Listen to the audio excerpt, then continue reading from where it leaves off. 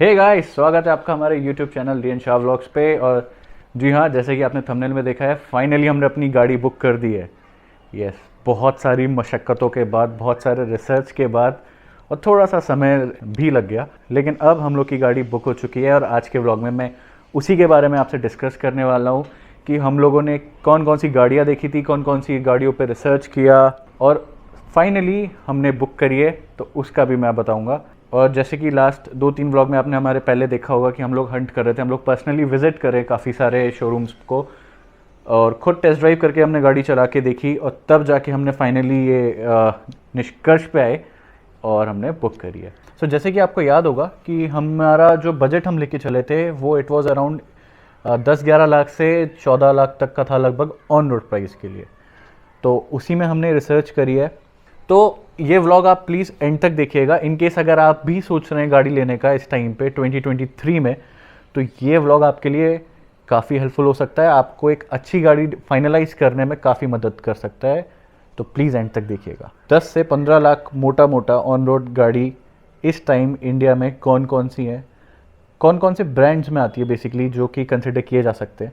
हमने सारे ब्रांड्स देखे थे, हमने Tata, Hyundai, Mahindra and Maruti. In fact 15 के लाख तक अगर स्ट्रेच करते हैं तो उसमें हम स्कोडा, टाइगन, एमजी में भी जा सकते हैं। तो ये सारे ब्रांड्स ही मैंने देखे थे और विज़िट भी किया था। हाँ, मेरा जो ओपिनियन है वो मेरा पर्सनल ओपिनियन है, मेरी खुद की रिसर्च के हिसाब से, अंडरस्टैंडिंग के हिसाब से। तो ज़रूरी नहीं है कि आप हर एक को वो सही लगे, आपका ओपिनियन अलग भी हो सकता है, दैट इज़ कम्प्लीटली नॉर्मल। तो चलिए फिर जल्दी से शुरू करते हैं। तो चलिए फिर पहले बात करते हैं सेगमेंट के बारे में। तो मेरा तो खैर पर्सनल चॉइस ही है, एसयूवी, मुझे वो हाइटेड गाड़ियाँ ही पसंद आती हैं।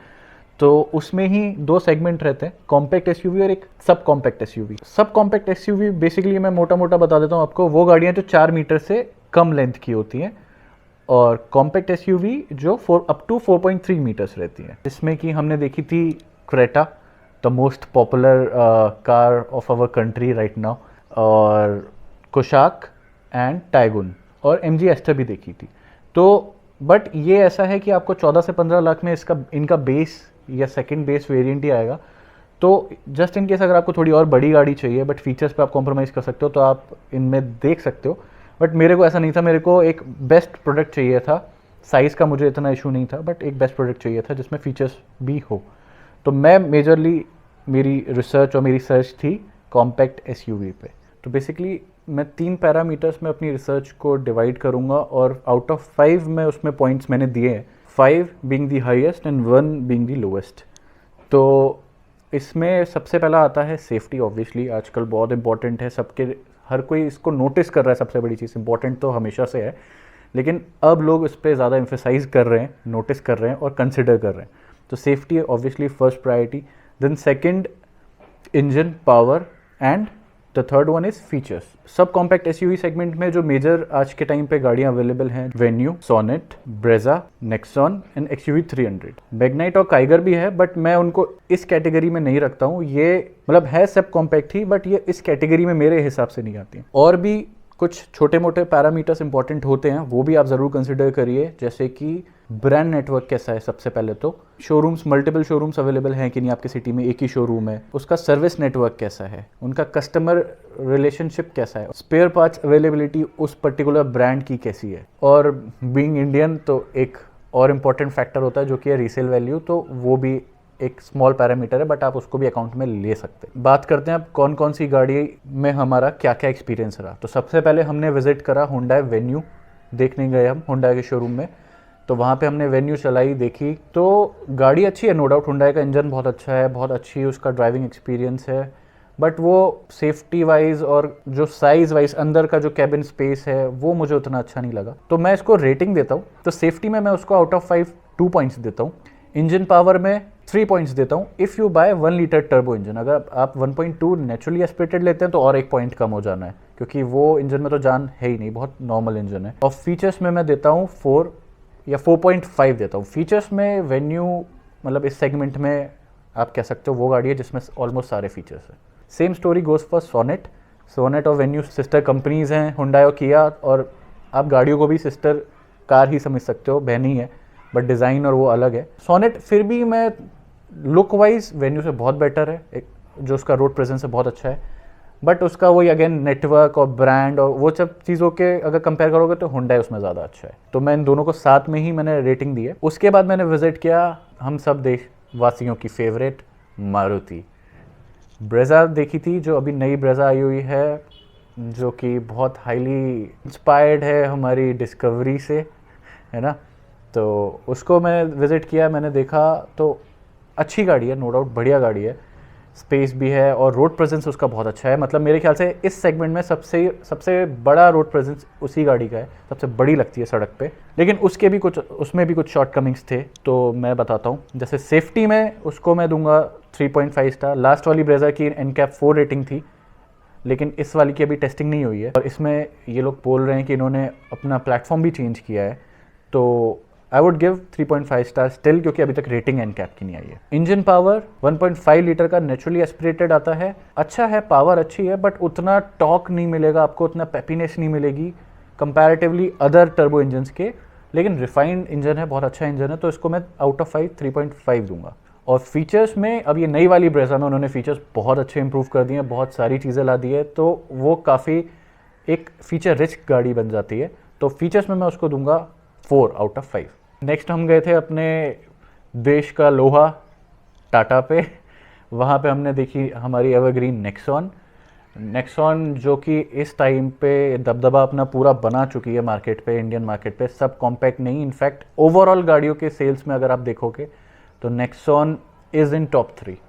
तो बहुत ही अच्छा एक, क्योंकि डेफिनेटली एक बहुत अच्छा प्रोडक्ट है, इसलिए इतना बिक रहा है, वरना टाटा कुछ साल पहले तो इतना बिकता ही नहीं था, केवल कमर्शियल्स में था, पर्सनल व्हीकल में इतना था ही नहीं।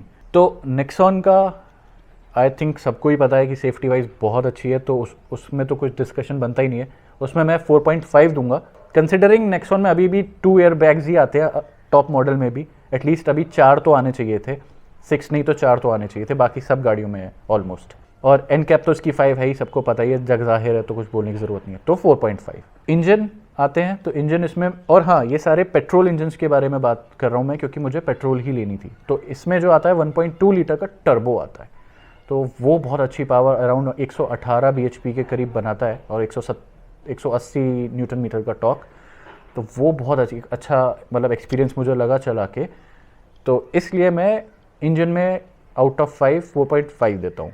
और अब बात करते हैं फीचर्स में, तो पहले फीचर्स में टाटा थोड़ी पीछे थी, खैर अभी भी उधर पे नहीं है जहाँ पे बाकी हैं नेक्सॉन और सोनेट वगैरह, बट काफ़ी इम्प्रूव किया है टाटा में भी। अभी नेक्सॉन में भी आप देखोगे तो टॉप वेरिएंट जो है उसमें वेंटिलेटेड सीट्स तक आ गए हैं, एयर प्यूरीफायर आ गया है, TPMS आ गया है, तो काफ़ी चीज़ें आ चुकी हैं जो कि प्रीमियम रिच फील आपको देती है। तो फीचर्स में मैं नेक्सॉन को दूंगा 4 पॉइंट्स आउट ऑफ 5। और लास्ट गाड़ी इस सेगमेंट की जो मैंने विजिट करी थी वो थी हमारी एक और इंडियन ब्रांड महिंद्रा की XUV 300। सो 300 के बारे में बात करेंगे तो सेफ्टी सबसे बड़ी चीज़ इसकी भी बहुत अच्छी है, इनफैक्ट नेक्सॉन से ऊपर ही है, तो इसलिए मैं इसको 5 में से 5 पॉइंट्स दूंगा ऑन द सेफ्टी पैरामीटर्स, क्योंकि NCAP इसकी भी 5 है, नेक्सॉन की भी 5 है, लेकिन अगर आप उसके ओवरऑल पॉइंट्स पे देखोगे जाके, ड्राइवर एंड रियर सीट की जो सेफ्टी मेजर्स है वो 300 में ज़्यादा अच्छे हैं, ज़्यादा सेफ है। और बात करते हैं अब इंजन की, XUV 300 का भी 1.2 लीटर टर्बो का आता है, ऑलमोस्ट सिमिलर ही है, पावर आउटपुट टॉर्क ज़्यादा है नेक्सॉन से, और मैंने खुद चला के देखा था तो मुझे ड्राइवेबिलिटी भी 300 की ज़्यादा बेटर लगी। जो पेपीनेस होता है ना, एक जुप करके जो एक ऐसे एक फील आता है जब आप एक्सेलरेट करते हो, तो वो XUV 300 का सबसे बेस्ट था इस पूरे सेगमेंट में। तो इंजन एंड पावर में भी मैं इसको 5 स्टार देता हूँ।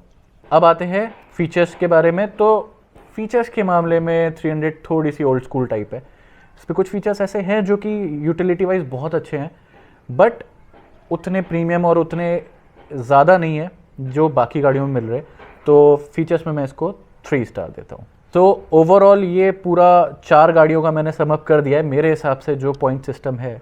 तो मैंने फाइनली हमने ये 4 गाड़ियाँ जो सब कॉम्पैक्ट में थी, हमने इसी में से एक गाड़ी बुक करी है।